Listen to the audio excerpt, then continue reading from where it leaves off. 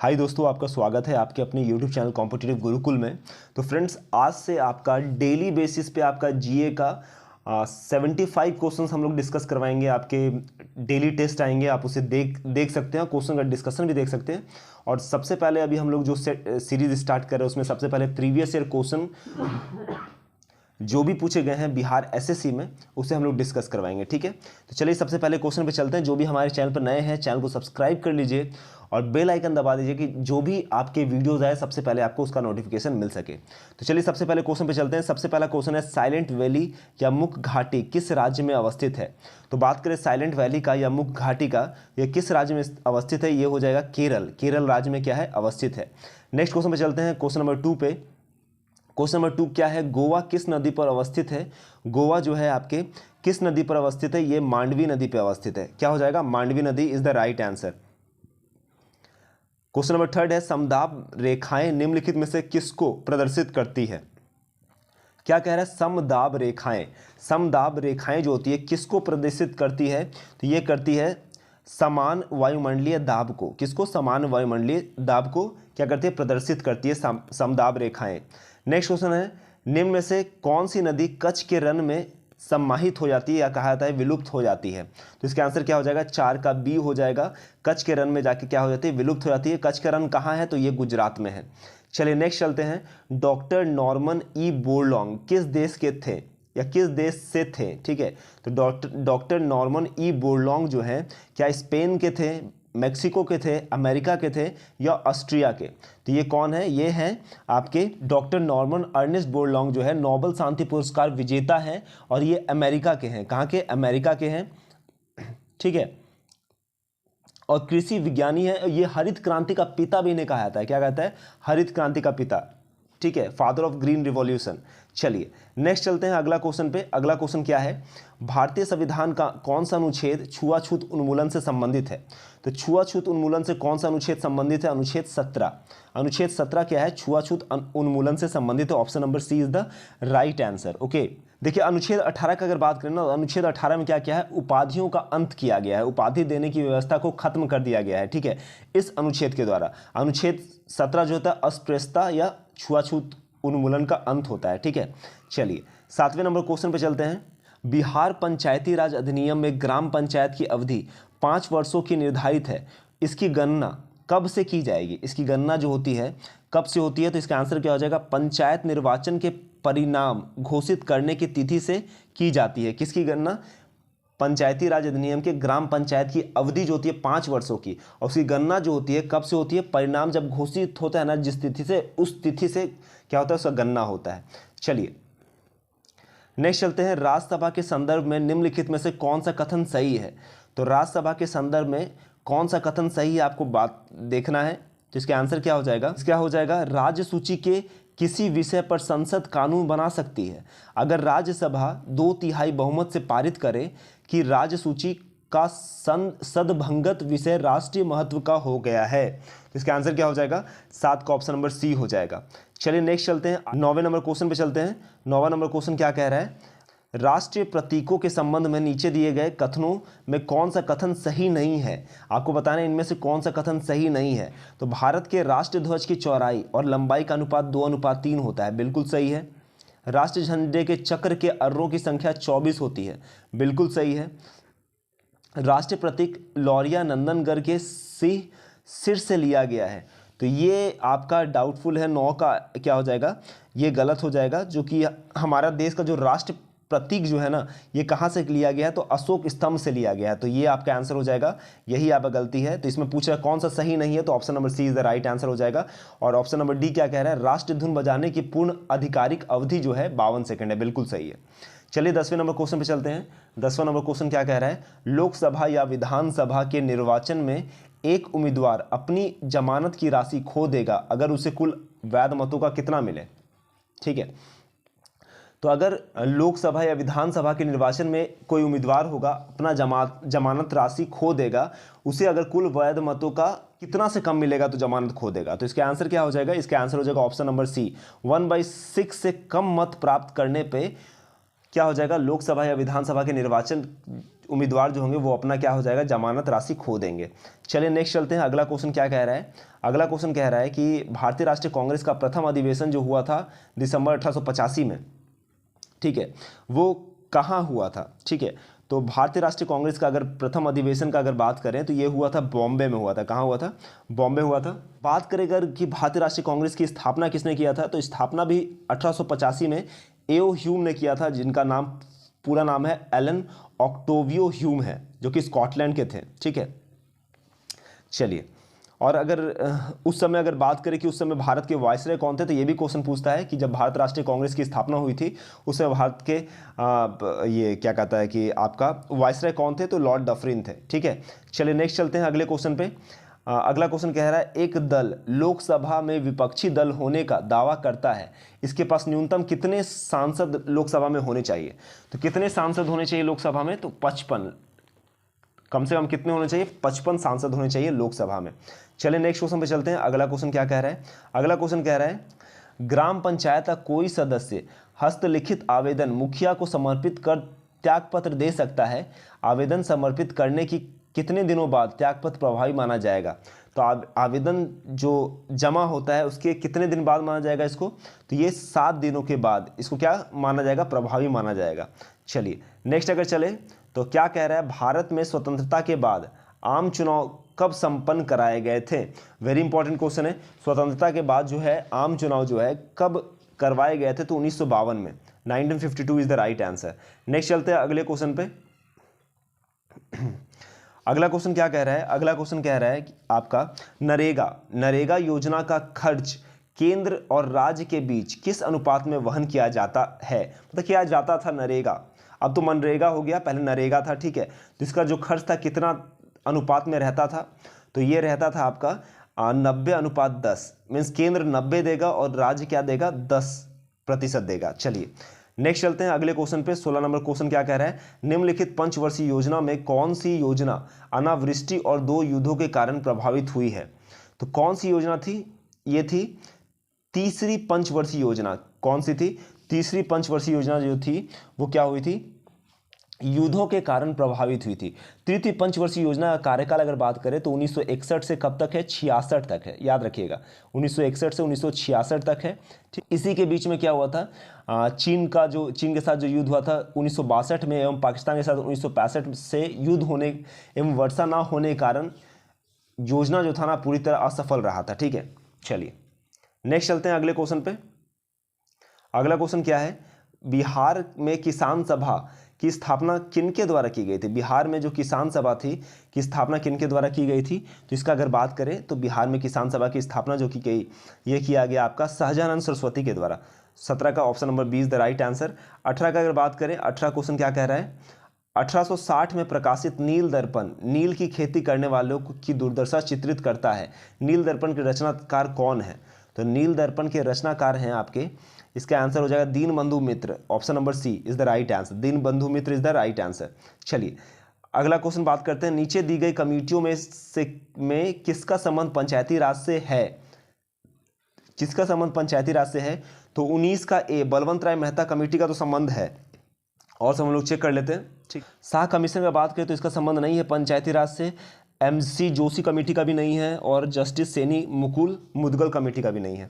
चलिए 20 number question पे चलते हैं। सामुदायिक विकास कार्यक्रम का सार था, क्या था सामुदायिक विकास कार्यक्रम का सार क्या था, लोक भागीदारी। क्या था, लोक भागीदारी।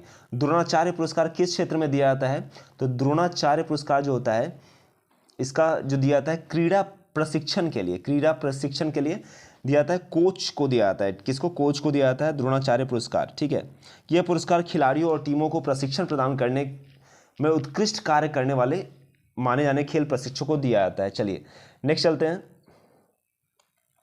राष्ट्रीय खेल दिवस 29 अगस्त को मनाया जाता है, यह निम्न में से किनसे संबंधित है। तो राष्ट्रीय खेल दिवस जो है 29 अगस्त को मनाया जाता है, यह किससे संबंधित है, मेजर ध्यानचंद से संबंधित है।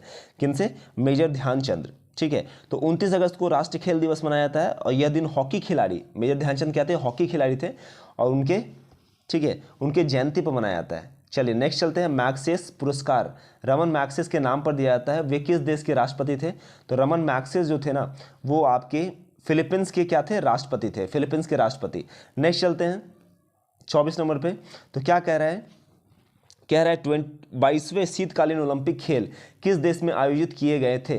तो 22वां जो है शीतकालीन खेल जो है किस देश में आयोजित किया गया था। तो आप अपडेटेड रहिएगा अभी जो हुआ है हाल में, ठीक है, उससे देखिएगा। अगर 22वां पूछे तो इसका क्या आंसर है, इसका आंसर हो जाएगा रूस।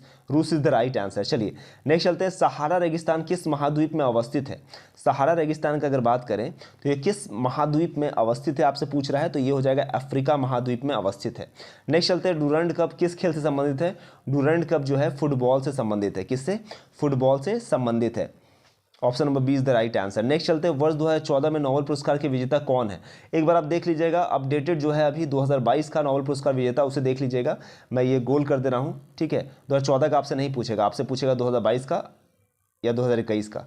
चलिए नेक्स्ट चलते हैं क्वेश्चन पे, बिहू किस राज्य का त्यौहार है। बिहू जो है किसका त्यौहार है, असम का त्यौहार है, ठीक है, असम राज्य का त्यौहार है। पेरू की राजधानी क्या होगी, ये भी क्वेश्चन इंपॉर्टेंट है। पेरू की राजधानी क्या होगी, तो इसका होगा लीमा, लीमा राजधानी हो जाएगा। नेक्स्ट चलते हैं, चेरनोबिल परमाणु संयंत्र जो अब बंद है कहाँ है। चेरनोबिल जो परमाणु संयंत्र है कहाँ है, तो ये आपका कहाँ है, यूक्रेन में। अब हाल में आपने देखा होगा कि रूस ने जो अटैक किया है यूक्रेन पे, तो चेरनोबिल परमाणु संयंत्र पर कब्जा कर लिया है, तो ये कहाँ है, यूक्रेन में है, बिल्कुल। चलिए नेक्स्ट चलते हैं, जापान की मुद्रा क्या है। जापान की मुद्रा आपका येन है। अगला क्वेश्चन है, निम्नलिखित में किस चक्रवात ने भारत के पूर्वी तट को प्रभावित नहीं किया है। आपको चक्रवात में से बताना है कौन सा चक्रवात नहीं किया है, ठीक है। तो ये अगर देखा जाए तो क्या हो जाएगा, किसने नहीं किया है ये पूछ रहा है आपसे, ठीक है। तो इसका आंसर क्या हो जाएगा, इसका हो जाएगा आपका आंसर नंबर हो जाएगा ए, नीलोफर। नीलोफर ने नहीं किया है क्योंकि ये अक्टूबर 2014 में दक्षिण हिंद महासागर में बना एक चक्रवाती तूफान था, ठीक है। यह हुदहुद चक्रवात से कम गति का था। यह गुजरात, महाराष्ट्र, राजस्थान और मध्य प्रदेश को प्रभावित किया। तो यहां आपसे क्या पूछा था, यहां आपसे पूछा था, देख लीजिए क्वेश्चन, यहां आपसे पूछा था क्या, भारत के पूर्वी तट पे, लेकिन ये जो नीलोफर है ना पश्चिमी तट को प्रभावित किया था, ठीक है। चलिए नेक्स्ट चलते हैं, ट्रेन टू पाकिस्तान पुस्तक निम्नलिखित में से किसने लिखी है। वेरी इंपॉर्टेंट क्वेश्चन है, ट्रेन टू पाकिस्तान किसने लिखी है। तो 33 का आंसर क्या हो जाएगा, ये हो जाएगा Khushwant Singh. Khushwant Singh is the right answer. अगले क्वेश्चन पे चलते हैं, विंग्स ऑफ फायर किसकी रचना है। तो विंग्स ऑफ फायर क्या है, एपीजे अब्दुल कलाम की रचना है। नेक्स्ट क्वेश्चन है, भारत एक खोज पुस्तक अहमदनगर किला जेल में कारावास के दौरान लिखी गई थी। भारत एक खोज के लेखक कौन थे। तो भारत एक खोज के लेखक कौन थे आपको बताना है, इसका आंसर हो जाएगा Pandit Jawaharlal Nehru is the right answer. चलिए नेक्स्ट चलते हैं, कौन सा देश sugar bowl of the world रूप में जाना जाता है। तो इसका आंसर हो जाएगा 36 का option number A, Cuba. Cuba हो जाएगा। चलिए नेक्स्ट क्वेश्चन है, जल का घनत्व किस तापमान पर सर्वाधिक होगा। जल का घनत्व जो है किस तापमान पर सर्वाधिक होगा, इसका आंसर हो जाएगा 4 डिग्री सेल्सियस पे। 4 डिग्री सेल्सियस पे क्या होगा, सर्वाधिक हो जाएगा। संयुक्त राष्ट्र संघ का गठन किस वर्ष हुआ है। तो संयुक्त राष्ट्र संघ का गठन जो है 1945 में हुआ है, 1945। संयुक्त राष्ट्र दिवस भी 24 अक्टूबर को मनाया जाता है, उसका गठन जो हुआ है 24 अक्टूबर 1945 का हुआ है। चलिए नेक्स्ट चलते हैं, भारत की आज़ादी के समय भारत के वाइसराय कौन थे। तो भारत की आज़ादी के समय भारत के वाइसराय कौन थे, तो ये थे लॉर्ड माउंटबेटन थे, बिल्कुल सही उत्तर है। नेक्स्ट चलते हैं, कौन सा आईसीएस अधिकारी भारतीय राष्ट्रीय कांग्रेस के 1885 में गठन में शामिल रहा। कौन सा आईसीएस अधिकारी, वेरी इंपॉर्टेंट है, इसका आंसर हो जाएगा 40 का D, that is AO Hume, ठीक है। ए ह्यूम, अब आप पढ़ते भी होंगे भारतीय राष्ट्रीय कांग्रेस की स्थापना किसने की, तो एओ ह्यूम ने की। डायरेक्ट आपका क्वेश्चन रहता है, एओ ह्यूम ने 1885 में की, ठीक है। चलिए, म्यांमार की राजधानी क्या है, ठीक है, म्यांमार की राजधानी क्या है, पिदाव क्या है, म्यांमार की राजधानी है, that is option number C. Next question है, तमस उपन्यास के लेखक कौन है। तमस उपन्यास जो है उसके लेखक कौन है, इसका आंसर हो जाएगा भीम सहानी। भीम सहानी क्या है, तमस उपन्यास के लेखक है। वर्ष 2013-14 में रणजी ट्रॉफी किस टीम ने जीती है, आपको इसे नहीं देखना है, आप देखिएगा कि 2022 में 2021 में रणजी ट्रॉफी किसने जीती है। नेक्स्ट चलते हैं, भारतीय आज़ादी के समय इंग्लैंड के प्रधानमंत्री कौन थे। तो भारत की आज़ादी के समय इंग्लैंड के प्रधानमंत्री कौन थे आपको बताना है। तो इसका आंसर क्या हो जाएगा, इसका आंसर हो जाएगा that is option number C, that is Clement Attlee. Clement Attlee थे, ठीक है। भारतीय रिजर्व बैंक के वर्तमान गवर्नर कौन है, ठीक है। तो उस समय का पूछ रहा है, अभी प्रेजेंट टाइम पे कौन है, शक्तिकांत दास है, याद रखिएगा, ठीक है। भारत के राष्ट्रीय महिला आयोग की प्रथम अध्यक्ष कौन थी, तो ये पूछ सकते हैं, प्रथम क्योंकि पूछा है इसलिए इंपॉर्टेंट हो जाता है। प्रथम अध्यक्ष कौन थी, जयंती पटनायक, याद रखना है। भारत राष्ट्रीय महिला आयोग की प्रथम अध्यक्ष कौन थी? जयंती पटनायक। ठीक है, चलिए नेक्स्ट चलते हैं। भारत और चीन के बीच पंचशील समझौता कब हस्ताक्षरित हुआ? वेरी इंपॉर्टेंट है। पंचशील समझौता जो है कब हस्ताक्षरित हुआ? 1954 में, 1954 में हस्ताक्षरित हुआ। भारत में हरित क्रांति के जनक कौन थे? वेरी इंपॉर्टेंट है। भारत में हरित क्रांति के जनक कौन थे? तो ये थे एमएस स्वामीनाथन। 48 का option number C is the right answer. ठीक है, नॉर्मन बोरलॉग हो गया विश्व में, और भारत में हो जाएगा एमएस स्वामीनाथन। चलिए नेक्स्ट क्या पूछ रहा है? ऑंग सॉन सू की जो एनएलडी की नेत्री है किस देश से संबंध रखती है? क्या है? ऑंग सॉन सू की। ठीक है, ऑंग सॉन सू की नाम से भी आपको पता चल रहा है, लेकिन देखिए उस पर कंफ्यूज हो सकता है। ये जो है म्यांमार से संबंधित है। ऐसे ये क्वेश्चंस नहीं आएगा, लेकिन तब भी हम लोग देख लेंगे किस तरीके का क्वेश्चंस आपके एग्जाम पूछता है। ठीक है, पर्सन्स भी उठा सकता है, पूछ सकता है वो किस देश से संबंधित है। चलिए, महात्मा गांधी और बाबा साहेब अम्बेडकर के बीच पूना संधि कब हुई थी? वेरी इंपॉर्टेंट क्वेश्चन है। पूना संधि जो हुई थी कब हुई थी? 1932 में हुई थी। याद रखना है 1932 में हुआ था। ठीक है, नेक्स्ट चलते हैं। गिर का वन शेरों के लिए प्रसिद्ध है, यह किस राज्य में अवस्थित है? गिर का वन जो है शेरों के लिए प्रसिद्ध है, यह किस राज्य में अवस्थित है? तो ये जो है गुजरात में अवस्थित है। 51 का सी कहाँ है? गुजरात में अवस्थित है। प्रसिद्ध पेंटर राजा रवि वर्मा किस रियासत से जुड़े थे? पेंटर राजा रवि वर्मा किस रियासत से जुड़े थे? तो अगर इसका बात करें तो इसका आंसर क्या हो जाएगा? त्रावणकोर। त्रावणकोर से जुड़े थे राजा रवि वर्मा। त्रावणकोर कहाँ है फ्रेंड? तो ये है आपके केरल में। ठीक है, केरल में है आपका त्रावणकोर। चलिए नेक्स्ट क्वेश्चन है। बिहार में बहने वाली नदियों में किसका उद्गम अमरकंटक से है? अमरकंटक से आपका 3 नदी निकलता है, एक नर्मदा, सोन और तीसरा जो है आपका महानदी है।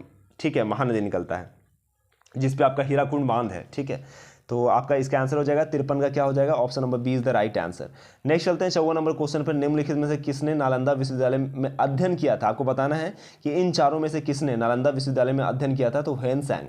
हुएनसांग अगर कहा जाए कि किसके शासनकाल में भारत आया था, तो हर्षवर्धन के शासनकाल में भारत आया था। नेक्स्ट चलते हैं। पूर्ण स्वराज का संकल्प कांग्रेस के द्वारा कब पारित किया गया? तो पूर्ण स्वराज का संकल्प जो है कांग्रेस द्वारा कब पारित किया गया? तो ये किया गया दैट इज 26 जनवरी 1930 लाहौर अधिवेशन में।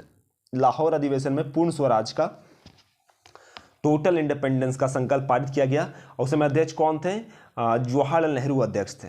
तो फ्रेंड्स ये थे आपके प्रीवियस ईयर के जीके के क्वेश्चन जो कि आपके प्रीवियस ईयरली 16 फरवरी 2015 के एग्जाम में पूछे गए थे। उम्मीद करते हैं ये वीडियो आपको अच्छा लगा होगा।